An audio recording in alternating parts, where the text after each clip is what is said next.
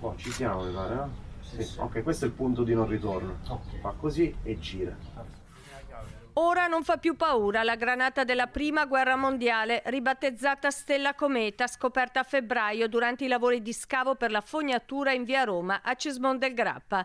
Ci sono volute 7 lunghe ore di lavoro per despolettare l'ordigno bellico, 7 ore durante le quali la vecchia bomba ha tenuto con il fiato sospeso il paese della Val Brenta. All'opera i militari dell'8° reggimento, Genio Guastatori, paracadutisti Folgore di Legnago. Si tratta di una granata d'artiglieria del primo conflitto mondiale, di fabbricazione italiana, 305 mm, che ha un contenuto di circa 35 kg di esplosivo.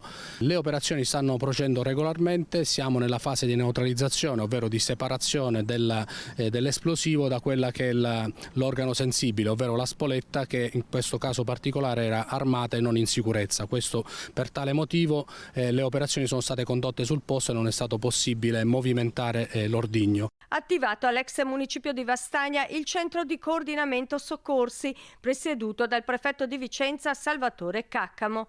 Il Bomba Day è iniziato alle 7 con le operazioni di evacuazione delle 300 persone residenti dentro l'area rossa. È una macchina abbastanza imponente perché vengono impiegate oggi tante risorse, non solo i militari del reggimento Guastatori che sono direttamente impegnati nelle operazioni di disinnesco, ma soprattutto tutta la macchina di protezione civile, perché come ha detto l'obiettivo prioritario è quello di mettere in sicurezza le aree interessate. Bloccata la Valsugana, ferma la circolazione ferroviaria, il via libera alla riapertura è stato dato alle 15:30 dopo che Stella Cometa è stata svuotata e la spoletta fatta brillare.